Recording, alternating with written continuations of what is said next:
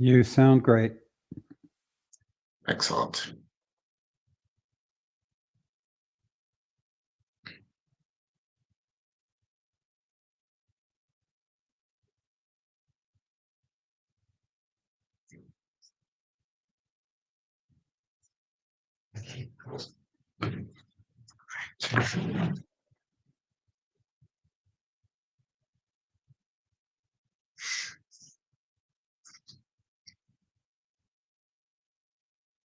Let me give a few more minutes. I'm just checking whether any usual suspects are missing.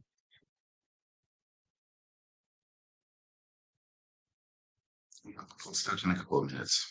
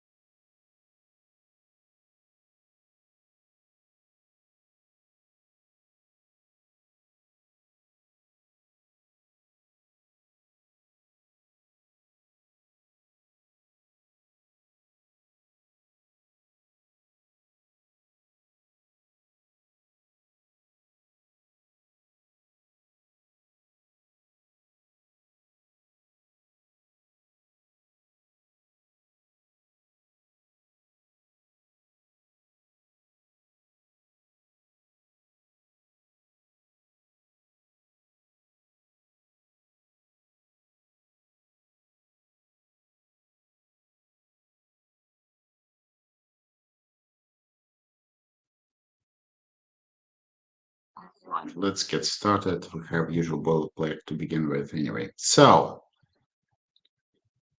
greetings everyone on afternoon, evening, morning, wherever you are. This is our email core interim. Let's get going.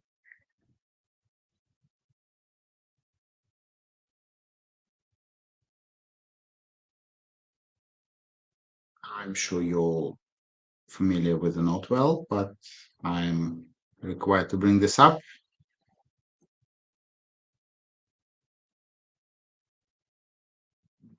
Various procedures governing this is an IETF activity, so we're subject to IETF rules, and in particular IETF Code of Conduct. Just a reminder, be professional, be nice to each other. Try to have constructive arguments. Okay, so obviously the session is online. We're being recorded. I think this will be posted on YouTube as all other IETF sessions. Who is going to be note taker? I can. Sounds great. Yeah, just the main points. Thank you, Todd. Right, with this,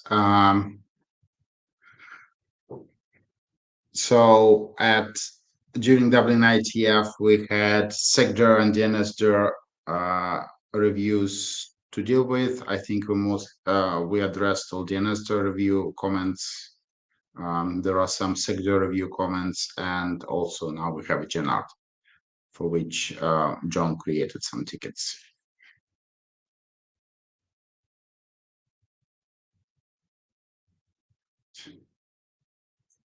So yeah, quick status update. 5322 bis is still done as far as I'm concerned. 5321 bis will be the main topic of our discussion. John just posted a new version yesterday, which addressed various comments. So I'll close some tickets. I don't think we'll get to AS today, but depending on resolution for various tickets, we might some text might shift in there, or tickets might get reassigned. Okay. With this, just a few changes that John did in 36. I want to double check that they are fine with people. So there was a ticket 102 about function group, and what exactly it meant. John remembered what the excuse me, what the original intent was, that in RFC 821, this was the second digit, and accordingly, John rearranged section about reply code by function group to be according to the second digit. I think this looks fine. If people can please double check, or if people have any objections, please let chairs know as soon as possible. And Murray, congratulations on your first interim.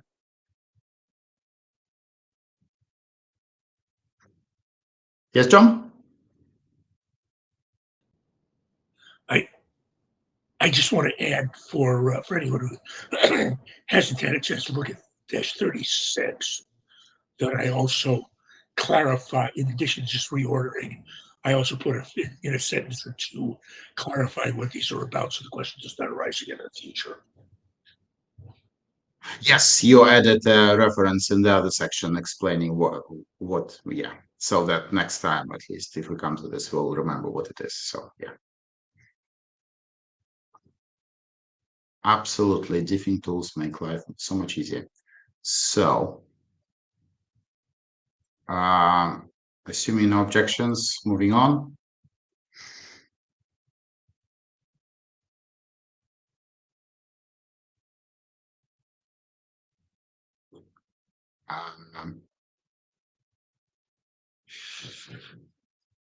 So another change was this ticket was already closed, but when describing turn, John added a sentence highlighted that also mentions e-turn. E-turn was already mentioned in another section, so hopefully this is non-controversial, but if people have any objections, please let chairs know.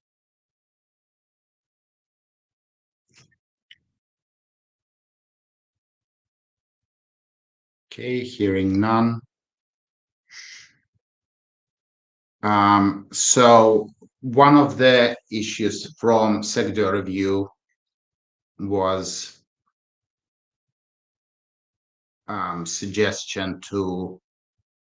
So there is one statement in the document saying that everything that any text talking about hello also applies to hello. But this is somewhat easy to miss potentially. So there was a suggestion to every time hello was mentioned where the text wasn't talking about extensibility, to also add or hello in parentheses. So Arndt and Pete volunteered. Arndt created a list, Pete created a list, I also created a list. They were slightly different. I don't think the differences were necessarily substantial, but I think early discussion is that instead of arguing about where we should add or not add or hello for each of these disagreements, maybe we should do something less. So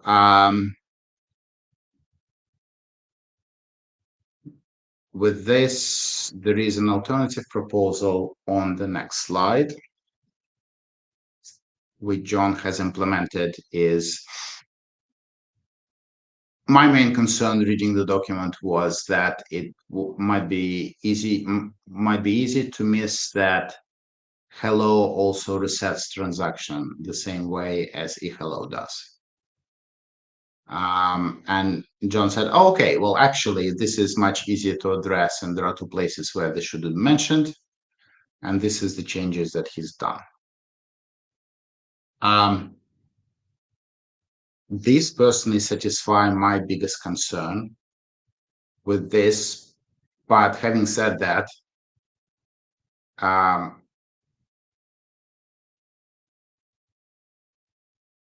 this is not exactly what Don Lake has asked.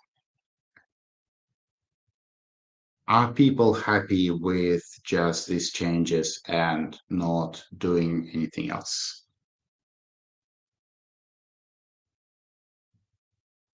Pete?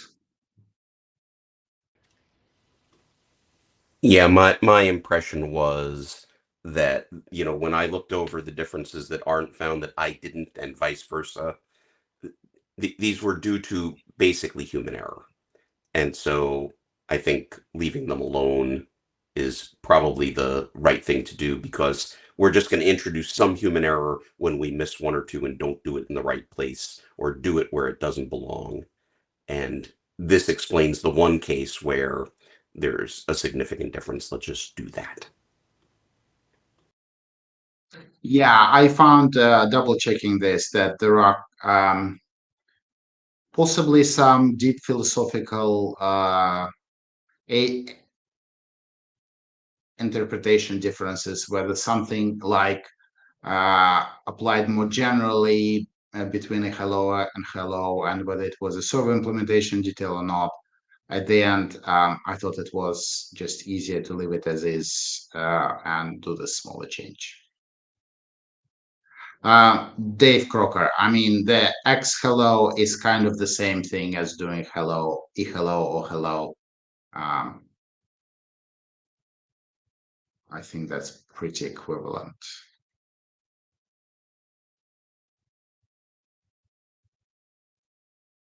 Yeah, basically what Pete wrote in chat is it leads to the same problem. If we make this change everywhere and make a mistake, is the end result going to be worse than the current spec?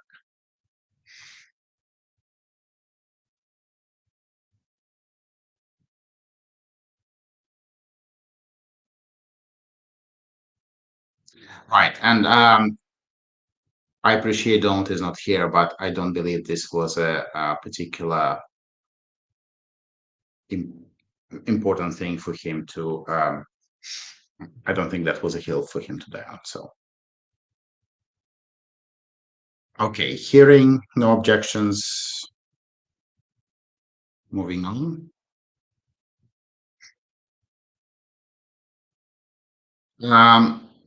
So related to this, John Clancy also asked whether we should just deprecate hello. I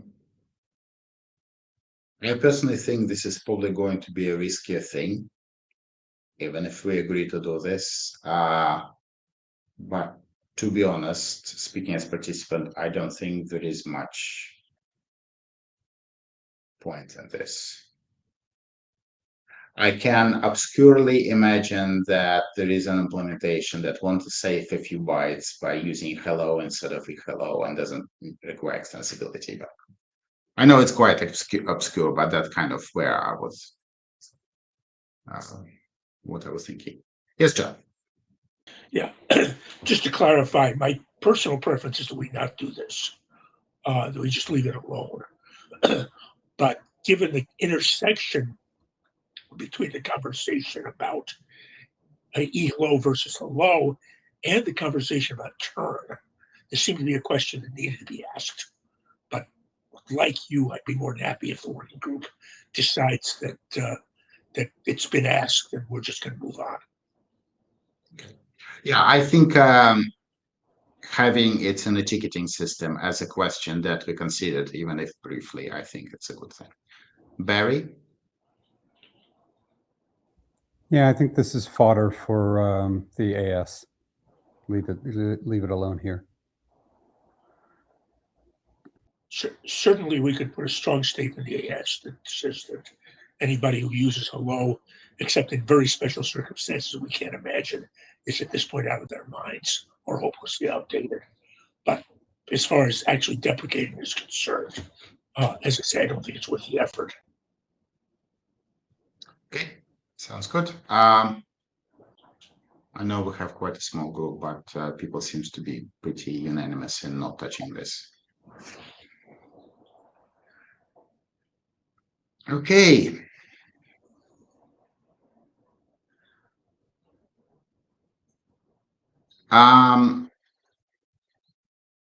This is mostly editorial, but Vijay, being Gen Art reviewer, pointed out text in section 4.1.1.4, where first we talk about partial failures not being allowed.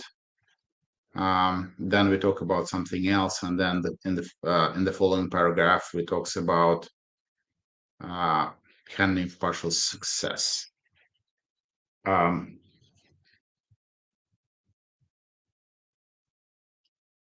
the next slide, I will show you exactly what the text look like. And I appreciate this might be quite small, but hopefully you can have a copy of the slides and look at the 3 paragraphs.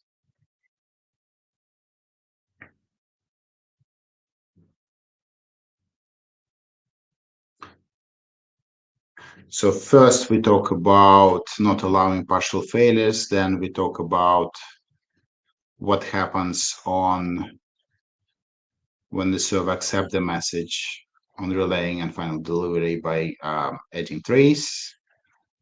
And then we talk about handling of partial success by generating on delivery. Suggestion was to basically swap the last 2 paragraphs.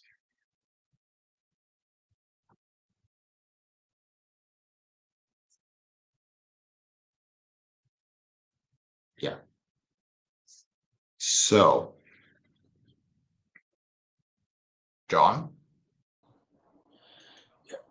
I don't have any objection doing this. I think it makes it better, but I've gotten paranoid about unintended consequences of changes here. So would prefer either the working group tells me to do this so I can blame it on all of you, or that somebody check this so that somebody is actually, besides me, has actually tried looking through the document to look for side effects. I have no preference between those 2 options. Pete? I can't see how swapping the paragraphs is a problem. I read it 2 or 3 times. So I'm okay with doing it. I have John's equal amount of paranoia, but I can't see how that screws it up. Yeah, I can't either. And Alexei has said much the same thing, but again, I want shared blame here if we publish this as something and it turns out to be wrong. Okay. Well, we'll check the diff. So, okay, let's do this, and then we'll share the blame. Okay, fine.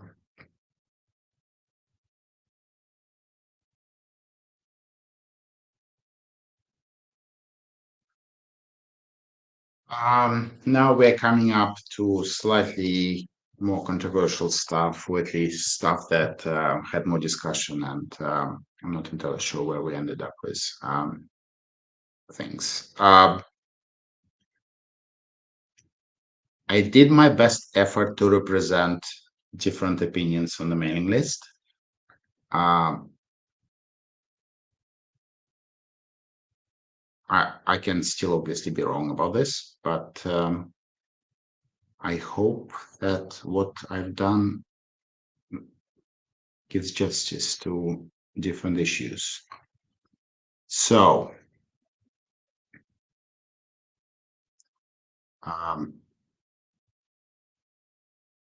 yeah, basically on this slide, I have original text.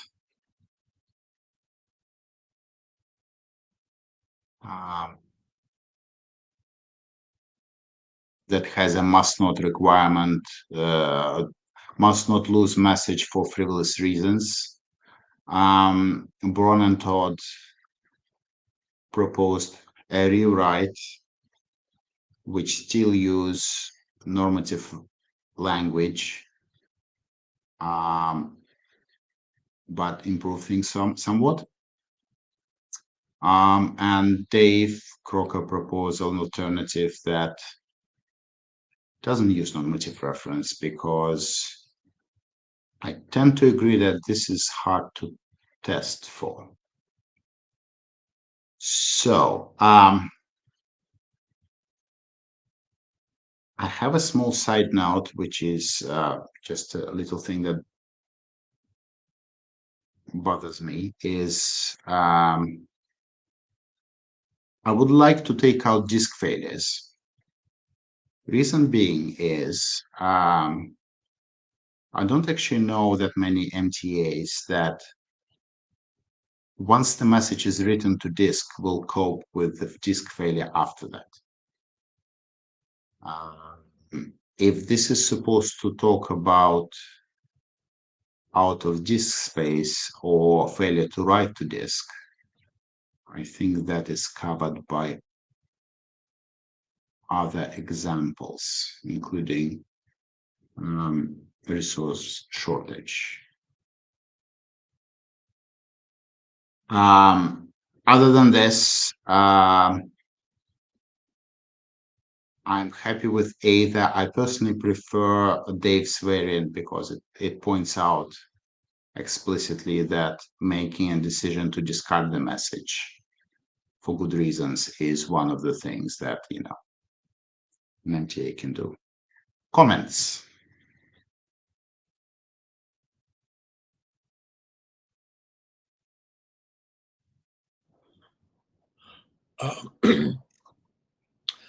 I'm okay with either version, I think. I'm slightly happier with the Braun and Todd version because I have not had time to do a detailed check.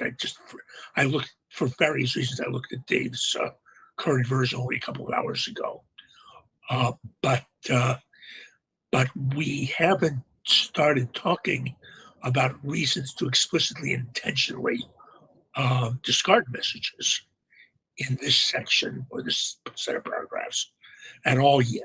And I think we need to be very careful that introducing it here does not cause issues somewhere else where we talk about a key issue of robustness, being that we don't throw messages away. We either get them delivered or we notify them, notify the sender. Now, that may call for an extended conversation in the applicability statement about the realities of email today and the circumstances under which things which are clearly junk should be discarded rather than enabling attacks by notification messages. But I don't want to accidentally go into that here, and I have not checked the rest of the document in terms of what it says now. So of the two the Braun-Todd proposal is safer because it doesn't break any new ground in this area. Okay. Thank you, John. I mean, one obvious other thing is we can do a kind of in between Braun's and Dave's proposal. Use Dave's language for not using normative must, and maybe avoid talking about discarding messages here. But you know, if you will prefer this, Barry. So I don't have any objection to Dave's and could go either way on the wording, but I do prefer that we keep the must because I don't agree that I think it is a interoperability issue in that dropping messages for what we used to call frivolous reasons causes interoperability problems. Whether it's testable or not, I don't care. I still think must is appropriate. So I'd prefer to keep the must, but I'm happy to go with consensus on Dave's version. And I understand Dave's concerns about using must there. So.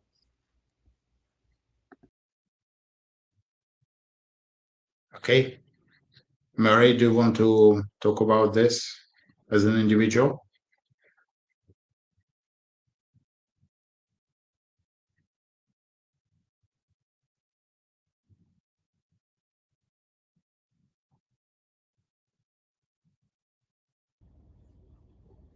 Gradually reacquainting myself with how Miedeco works. I think I agree with Barry.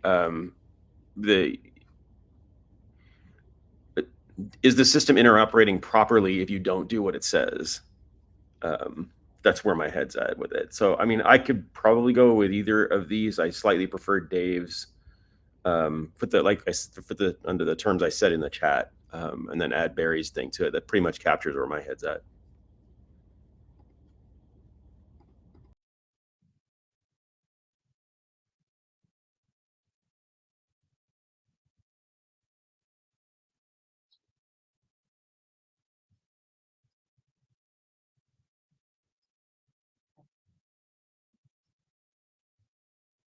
Okay, any other comments?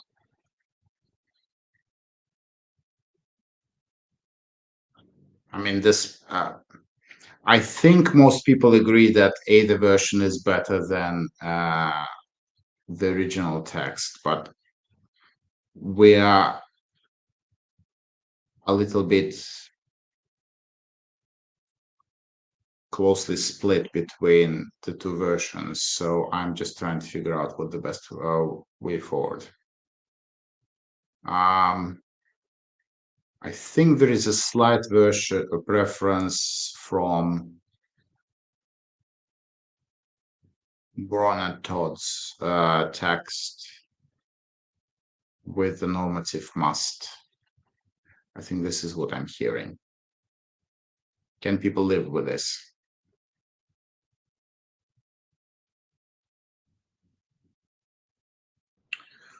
With disk failures dropped.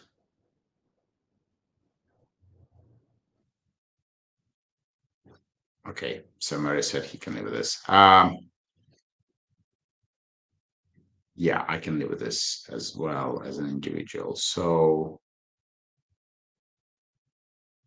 okay, let's go with Braun Todd's version.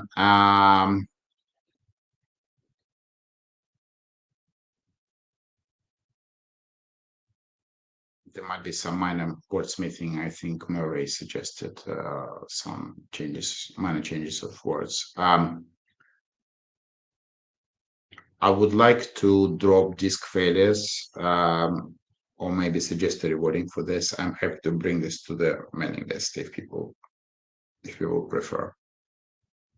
But if there is no support for this, I'm okay with leaving it as is.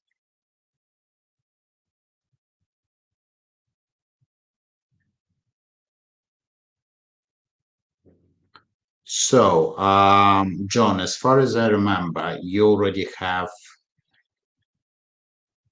Braun's and Todd's version, right? In the document.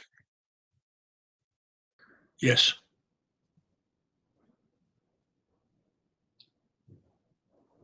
Okay, so basically, I'll post a message about disk failures, and either there will be a very minor tweak or not. And then, Murray, do you want to send the email on your minor wording change?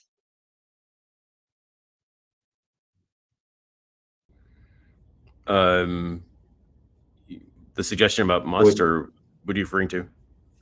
Oh no, you said piece. You prefer Dave's piece of mail to message. Oh, So yes, it was a change to Dave. So basically, no suggested change to the bronze. not if you're gonna go. No, that's fine. Okay, It was just all right. my point for people who didn't read the chat is just, and Dave suggests piece of mail in one place and message in another, and we should just pick one and use it. Okay, understood. All right. So I think this is provisionally closed, and then I'll just do a small email on this. And if I don't, then I'm okay. I'll leave the consequences of this. Okay. Next.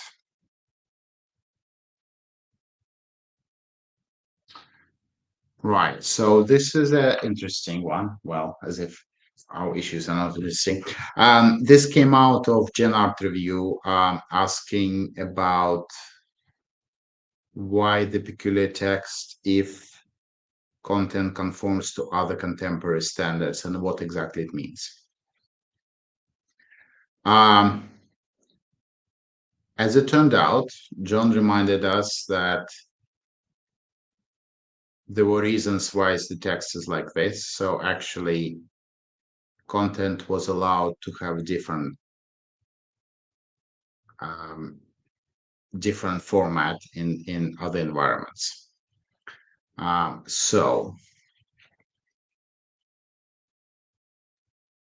John suggested two versions to clarify this.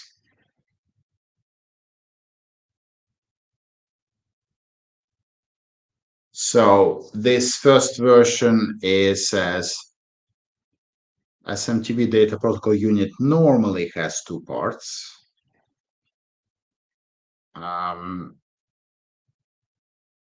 Basically, it's kind of escape clause saying that, well, it's usually the case, but you can do other things. And then if the content conforms to message format specifications, etc., etc. So that's just minor rewording. If people think that normally is still a bit wishy-washy, there is a slightly different proposal that does a slightly bigger rewrite of this paragraph, and it pulls in a few sentences late in the paragraph and kind of rewards and moves one of them up.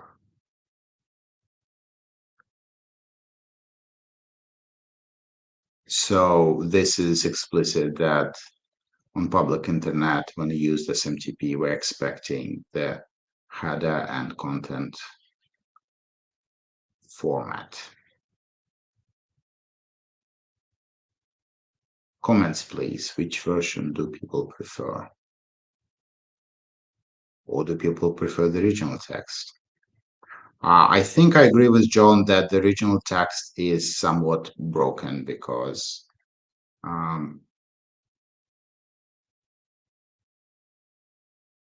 it's a change. It's effectively a change from original model.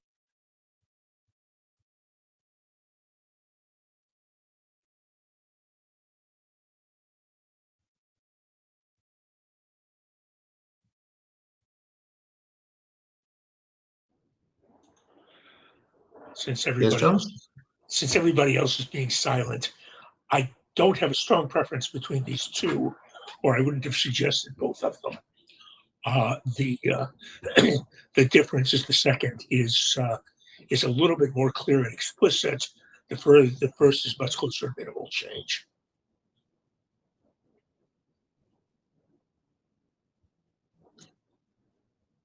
Todd? In proposal 2, the word repertoire seems extra. I would think character set or something would be better than US ASCII repertoire. That's my only comment on the text.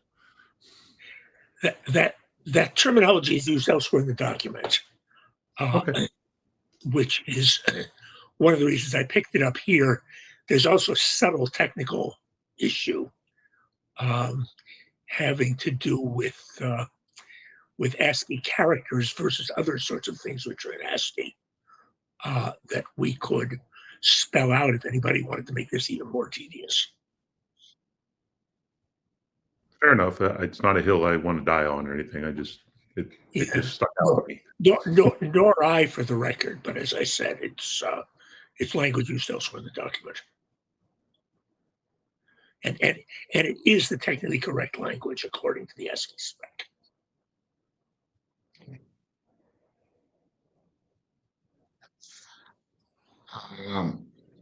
As a participant, I think I slightly prefer the second version, but again, even the first one is fine. Murray seems to slightly to prefer the second. Yeah. Yeah, my point was in the comment there is that so we start with if the content conforms to other contemporary standards, etc. But what if it doesn't? What are the alternatives? And we don't really get into that. That's sort of left hanging. That's what makes me think I like number 2. Maybe we want to leave it hanging, but it's not closed, and I'm looking for a nice package here.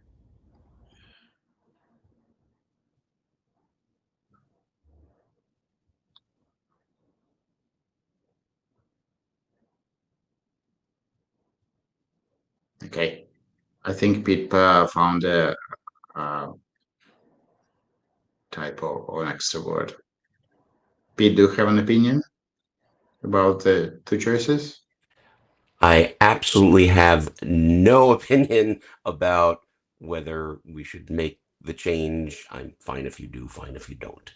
I was just pointing out, I think the change text introduced a typo, but it just a flub.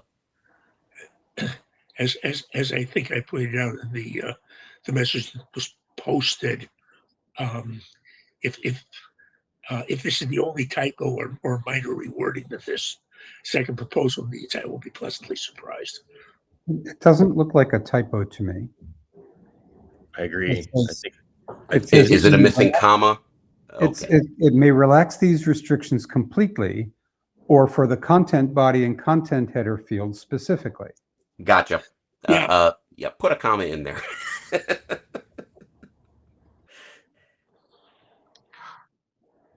I'm so excited that people get excited about commas. I don't think the comma's there either, but is the right fix either. But I'll look at it.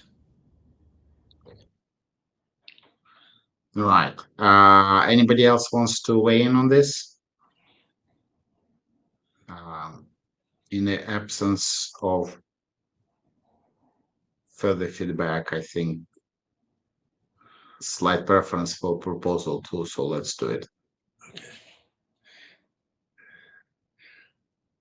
Yeah, I think the fix to the problem that Pete brought up and we're circling around is to make that completely or comma specifically for the current body and header fields. I think that'll both make it easier to read and fix it. Okay, sounds good. So proposal 2. Okay. And Todd, would you minute that last suggestion so I don't forget it, please? Yeah. Yeah, if we I'm can- sorry, repeat the suggestion. That we make it read restrictions completely or comma specifically comma for the current body and content header fields.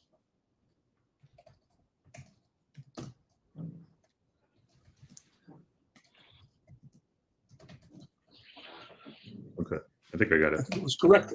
As somebody else pointed out, I think it was correct as is, but definitely hard to read. And I think that'll fix it. Okay, sounds good.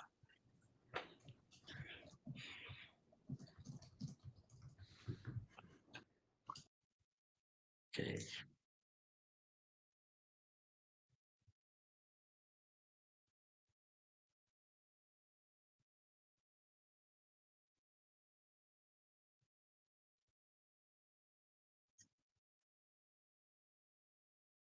Okay, so now we're coming up for probably the thorniest remaining issues related to pointing out various security related extensions or not.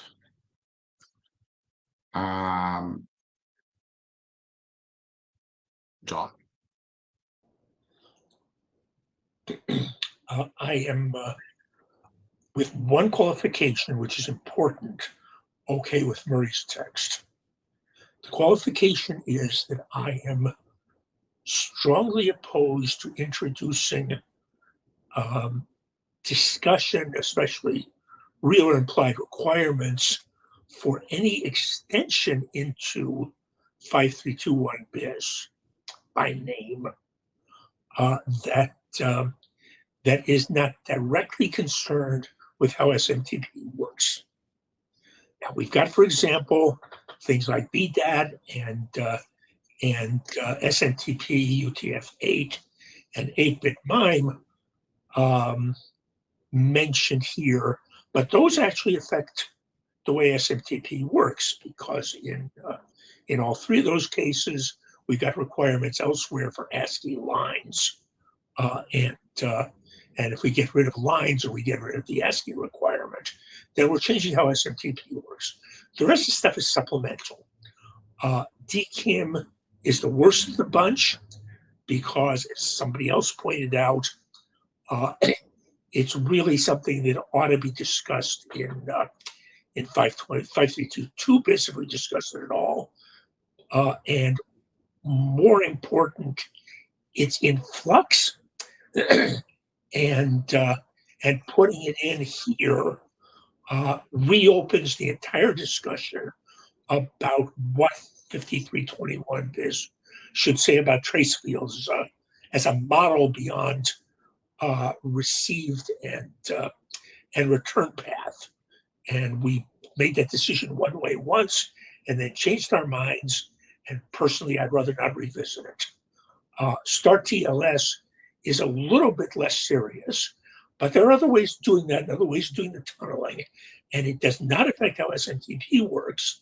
Comments to the effect that without some sort of protection, SMTP doesn't provide any protection, are perfectly reasonable, but I don't recall the extensions by name if we can help it.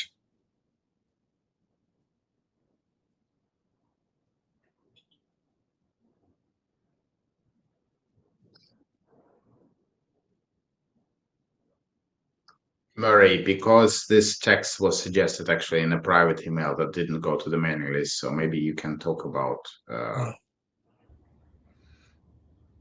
So some people might be seeing it for the first time, basically. Yeah.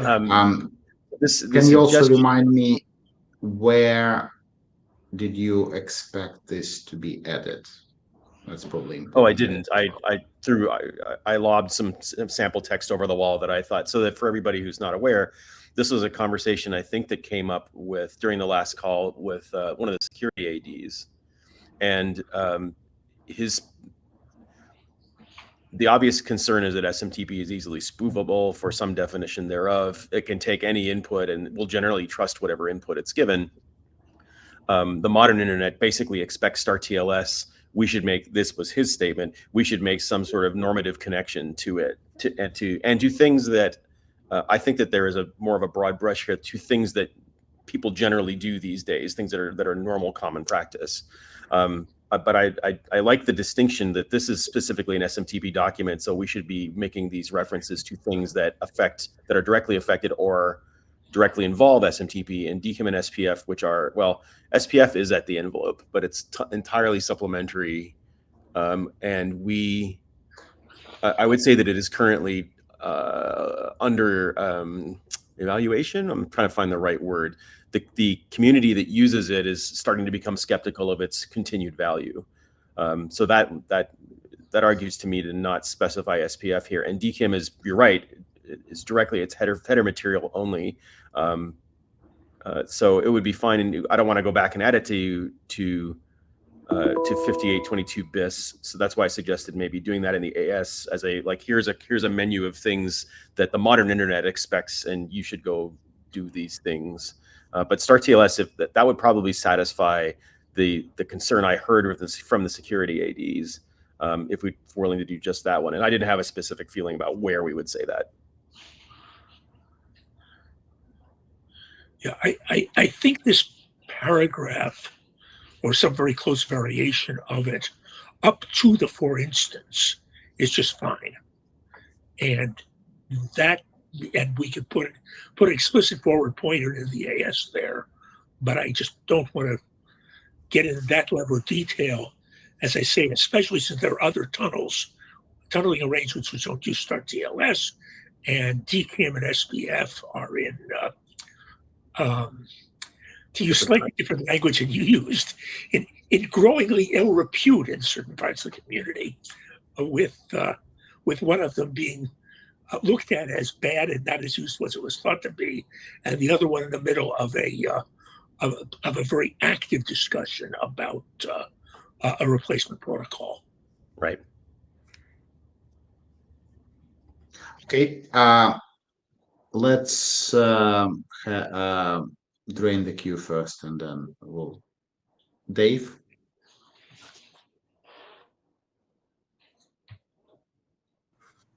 So let's see. I think that worked. So I think I agree with everything that Murray said. Dropping the bolded text seems like the right thing to me. The text before that looks like an improvement over what was there. And I think I'll stop with that. Okay. Pete. So in principle, I'm fine with dropping the bolded text. That said, and this is a question for Murray, my impression was that this was all about trying to satisfy the concerns of the sector and eventually the security ADs. And I think if we drop all of the bold text and don't mention Start TLS at all, we're going to get into a situation where we cannot come to consensus with a certain section of the IETF. So I'm a little worried about not mentioning Start TLS in particular. And I get why we probably shouldn't, but I really think we probably want to put something in saying that. I suggest dropping it, but being prepared to have to go in and leave something like a breadcrumb. So you can, like, instead of the bold text here, we say further discussion about this can be found in normative reference to AS, and then AS has this and probably more. But be prepared to if we get huge pushback, and are we really willing to die on the hill that Start TLS must not be here, or is that something we're willing to give on? Okay. Dave. So I will raise a point that I tend to raise, which is forward references to other documents creates a dependency, a mutual deadly embrace. We don't have an AS. This will delay this document, the current document getting approved, and it creates a maintenance problem going forward. ASs should point to the documents that they're about and not have the documents they're about point back to them. Forward references are dangerous that way. In addition to which, this seems to me the sort of topic that is complicated and changing, and therefore worth noting as a topic in this document, where what it says is the nature of the issue, but then says the resolution of or the handling of this issue is not within the scope of this document, and leave it at that. It acknowledges the issue. It doesn't try to solve it here.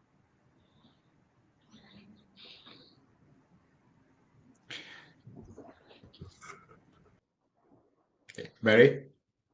Yeah, so I agree with Dave. I don't have as much heartburn as John does about referring to start TLS. I think we absolutely should not have normative references to either the AS or any extensions like this here. But I wouldn't object to an informative reference to start TLS. I think we can dance around the others by just referring to what has been called email authentication as a generic term and not refer to those specific extensions, especially since there's some controversy about whether SPF is fit for purpose anymore and that kind of thing. So I'd rather not go into the details of those. I think if we don't at least mention TLS as a thing, whether we talk about whether we have a reference to the Start TLS extension or not, we will get a lot of pushback from the security area directors. So I would prefer that we make some mention to channel security to avoid that. Well, first of all, I'm happy to mention channel security. I'm reluctant to mention a particular way of doing that.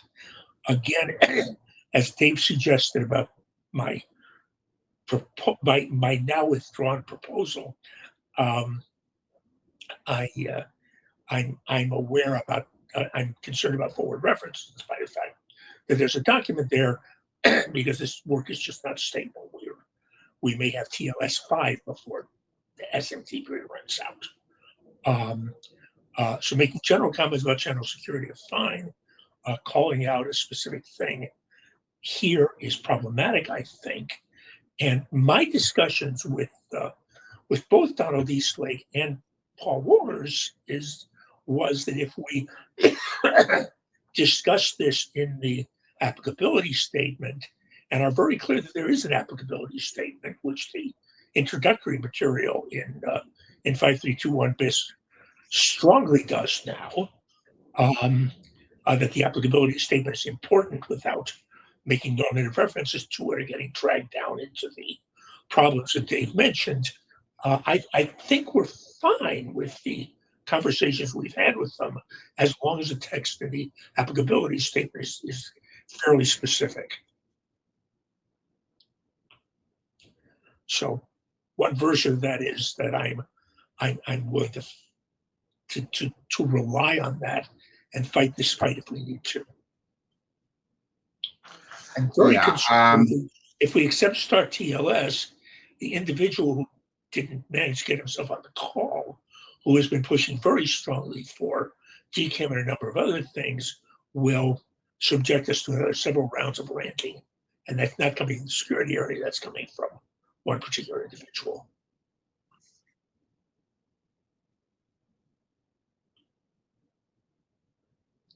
Right.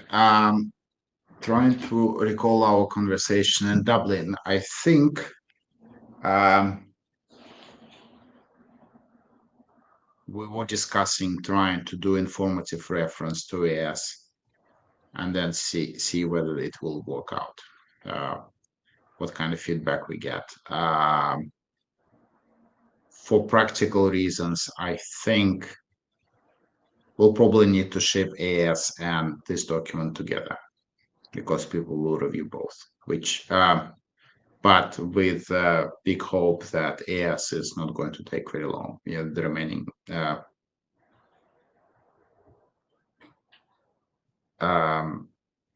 hopefully the remaining list of issues on AS is not very long. But I said no to something. I don't know. What did you say no to? I would really like to not tie this to AS tightly. Well, it will be informative reference if we can get away with it, but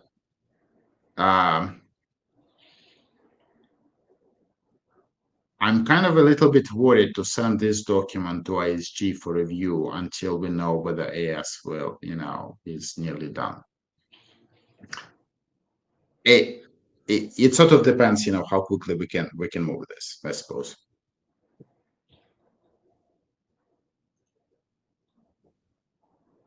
Yeah, Barry? Yes.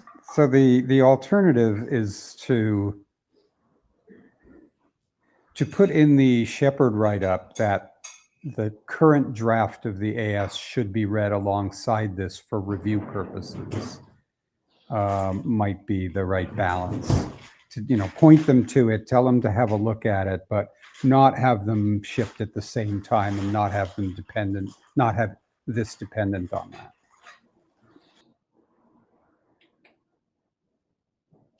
I'm happy to try, but I mean, the advantage we have is we're not pointing to a nebulous document that doesn't exist yet, so we know it already exists. So at least we can argue whether it's in a good enough state for people to review while reviewing SMTP. That's a good question.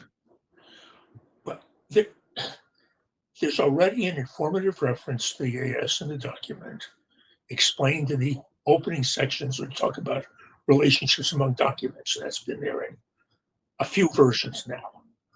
Yeah. And my hope is that that's the right thing to do. I like Barry's suggestion about the Shepherd write-up because I don't want a normative dependency.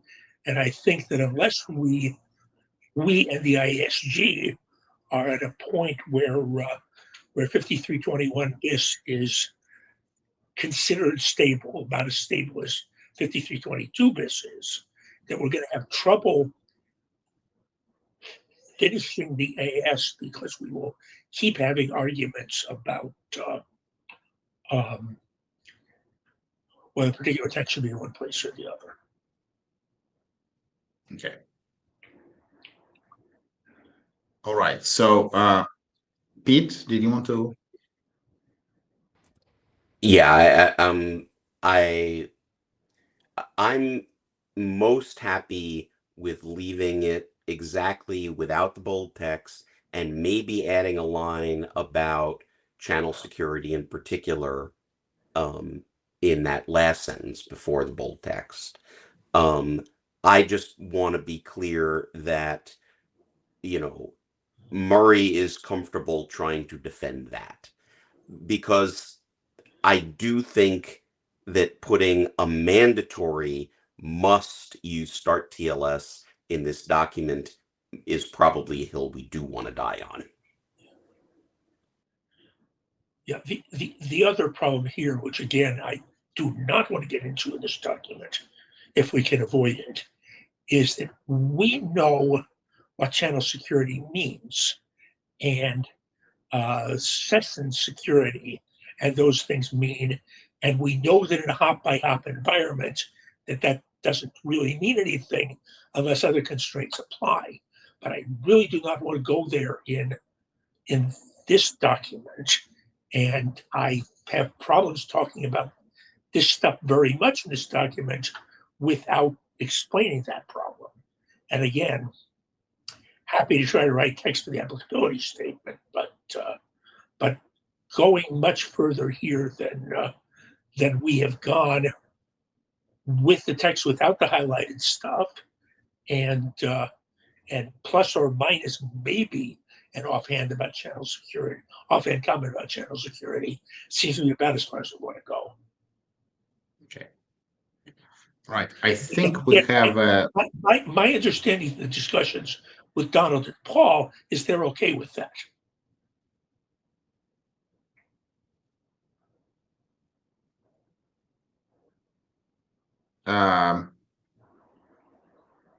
yes. I don't know. Yes. But I think the devil in details. So we'll see what I think the document might be already sufficient, but the channel security might be a slightly gray area. As you say, if there is a pushback on this, then we can add some text. So, which brings me back to actually another ticket, which I skipped because previous slide is Rob Sayers' suggestion. I try to do my best. So he suggested to reference RFC on clear text email is obsolete, which applies to IMAP as an SMTP submission. Looking at this, I don't think it's nearly as helpful to cite it like this. So what I did instead, I tried to dig a sentence from the this RFC talking specifically about channel security. So maybe you can take this text at the bottom of the slide and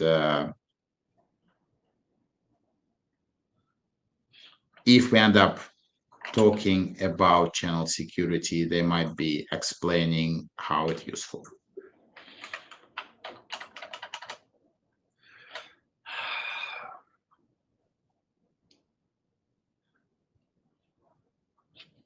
Mary? Yeah, I don't like this direction much at all. I'd rather say less than more in this regard. And I think this goes into too much detail that's better left for the AS.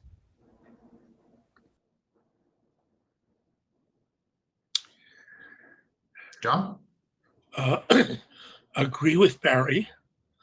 For whatever it's worth, I think the charter explicitly says we're staying out of the message submission business, and and I hope Rob has finally gotten the message, but but the RFC, which he keeps citing, 8314 as authority here, is very clear that it's talking about message submission and not about SMTP over the backbone.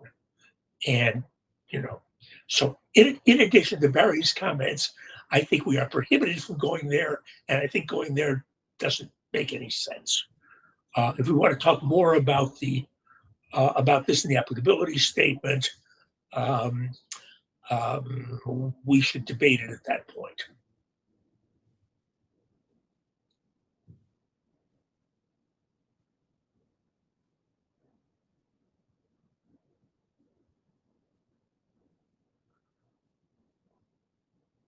But Rob has been fairly adamant about this. Every time somebody tries to explain to him where those boundaries lie or what that RFC actually says, he comes back with a different way of suggesting we have to include start TLS normatively as a must in 5321 bis. And I think we just discussed why that's not a good idea. I think I'm hearing Quanto AS on this. The other reason why I brought this specific slide is I think this has interaction with the text that Murray suggested, because I don't know whether you want to merge it in the same spot or not, John, or maybe just consider how the Murray's text interacts with this one. That's my suggestion. Any other comments?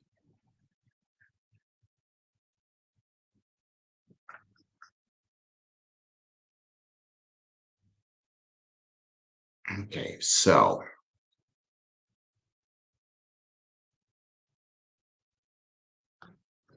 next steps. I think, John, you have some to-dos from this session. Once we have minutes, you can double check and do a revision.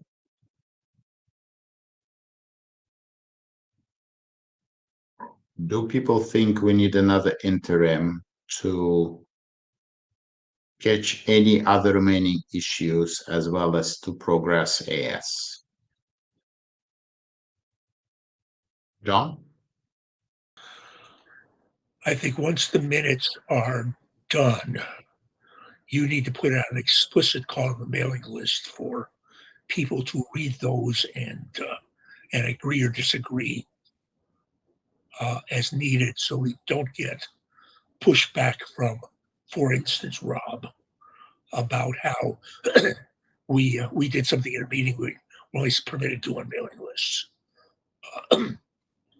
Yeah, And you're right.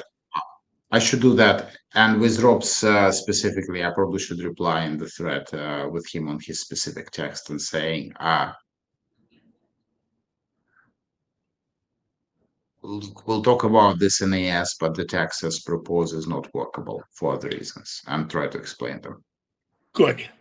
And don't promise it will incorporate in the AS, but just push the debate off to the AS. My preference would be to get 37 posted, do another working group last call on 37 if you think that's necessary, and then push it into the ISG. Since anyway, and yeah, I think we should probably go ahead and get an interim on the calendar, but ideally that interim should be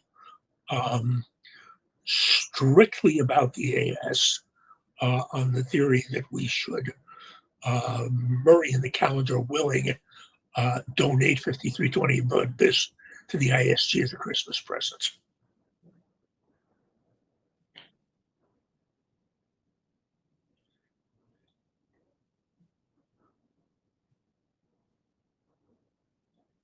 Question for Murray: when is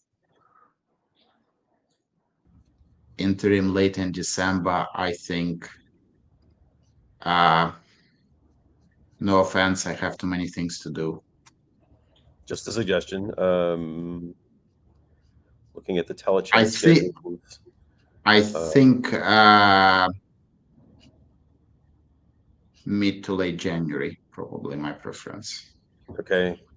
There is a telechat on the, well, you're not going to get it in by this Thursday. The next one is the 19th. How big is this document? How many pages are we talking right now? If we preserve all of the comments and change appendices for the ISG to review, in spite of the fact that they're not part of permanent text, we're at 122 pages. Okay, so this is not going to make the, unless I beg and plead. I mean, I wouldn't expect them to say yes. This won't make the 12/19 telechat either. So the next one, which is currently empty, is January 9th. So yeah, January. We don't need to do this in December if we don't. If you want to deal with working group last call on these changes, the January 9th telechat is where it's going to land. Yeah, I think that's sensible. My preference would be to get that working group last call done in December. Yeah. Yeah, Sit over the, exactly. over the new year rather than try to wait until January to let it clear the working group. Yeah. But if it clears the working group in the middle of December sometime, entirely by email rather than with an interim, because I don't think we need it, then having it sitting in wait as the first thing queued for that January ISG meeting is probably the right thing to do. Never thought of a draft as lying in wait.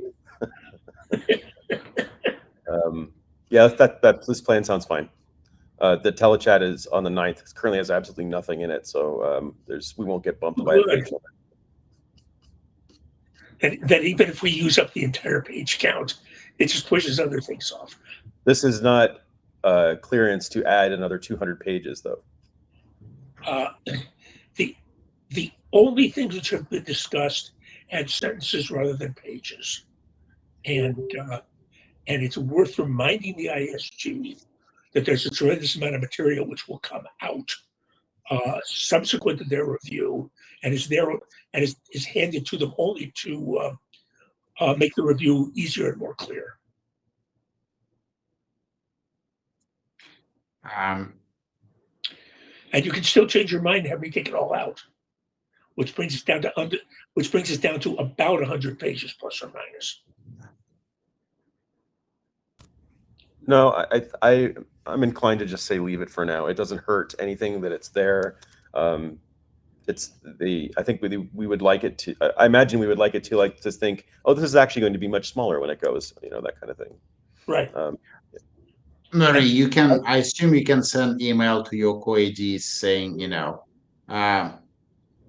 actually it's less pages if you ignore this. So, There's a lot of will be removed at publication, but we left it there for the background. I think that's fine. Right. Yeah. And if it answers any questions, I think the argument for leaving it there is ultimately that it may answer questions which people would otherwise want to discuss.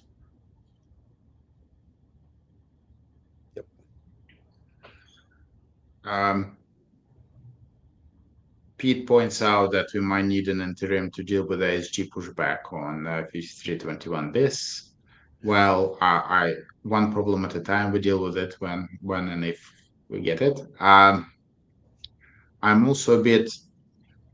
I think I would like to have an interim on AS and maybe even try to sort out some things on the mailing list in December, AS related, because I don't want to be every time we start discussing AS, we have to deal with 5321 bis, so we'll never get to it. So yeah. Well, I don't want another interim in December. I think we can make probably progress on AS in December. I know that we're only going to have an informative reference to the AS, but this is a different question. Do we want those two to go as a cluster? Because if we don't, then these documents will have a forward reference to a draft, not an RFC. I think they'll have to be a cluster. We don't want it. Well, look, it's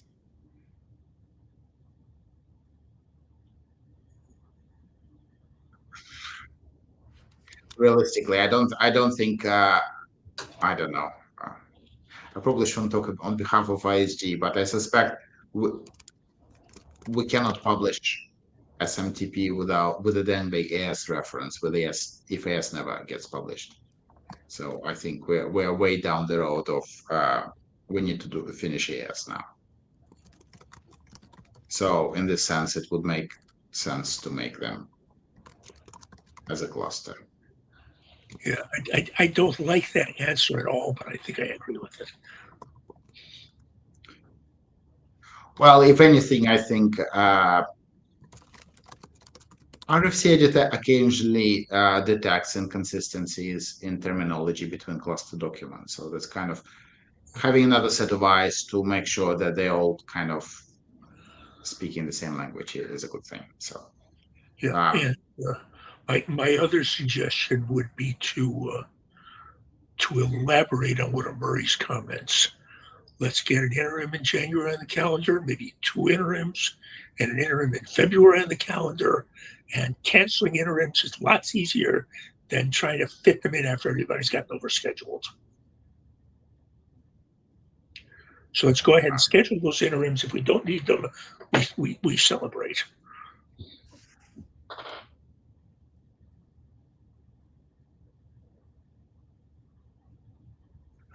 But again, my expectation is they're entirely about the AS because 5321 will be finished. Okay. So I'm doing another interim on SML on January 10th. So I'm happy if the week of 13th in January, any day, or 20th. So kind of middle of January. Why don't you propose some dates on the mailing list, since several of the people we'd like to have at the interim or wouldn't like to have at the interim but should be there anyway aren't on the call today. Okay, fine. So I'll suggest starting from 13th and then anytime before the end of the month for me, more or less. And then we can pick another date in February if we need be. Yeah, if you think we'll be talking at all about 5321 bis and the IESG evaluation of it, we should probably wait another week to give John a chance to digest comments and make changes before we have the interim. So have it not the week of the 13th, but the week after that. But if we are going to talk about AS, that doesn't matter. Yeah, AS interim the week of the 13th, and then schedule another interim after the telechat, plus, plus some time for a possible discuss IESG comments. I That works. am hoping, maybe being too optimistic for a change, but I'm hoping nothing's going to come out of that IESG review that we can't handle on the mailing list. That would be nice. You are unusually optimistic, John. That's what I said.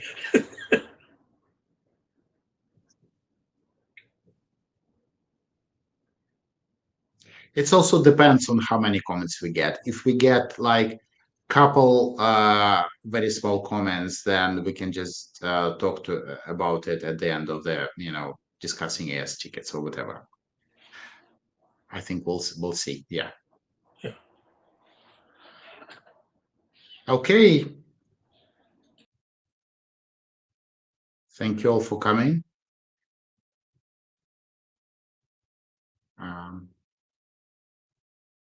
Happy think I'll see you on- end of the year.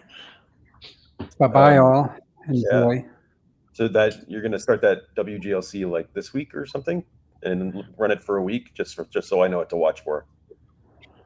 I think John needs to post a new version first, very Right, yes. quickly. Okay. I would hope, this is not a promise, but I would hope that if Todd can get the minutes together quickly enough, I can get Dash 37 posted at the end of this week or over the weekend. Okay. And a 1 week working group last call is you want to do 1 or 2 weeks, you figure? One should be plenty. These things have been beaten to death. Yeah. Okay. So I can open the ballot,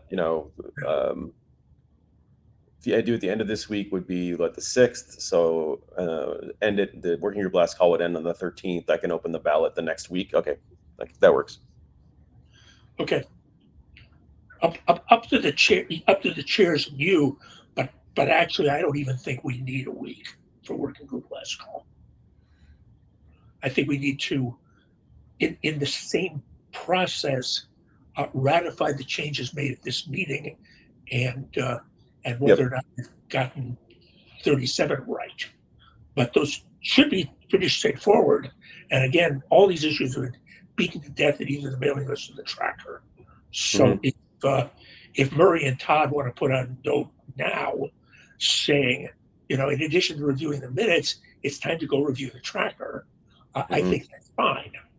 But I think we really ought to be able to accelerate this. But certainly having it done by the 13th ought to be reasonable. Yeah. Okay. I mean, I'm planning to be traveling by the 21st and mostly detaching. So that's why I want to get the ballot open, lob it over to everybody else to deal with. Okay. Timing sounds good. Okay. All right. Thank you all. Indeed, enjoy your holidays.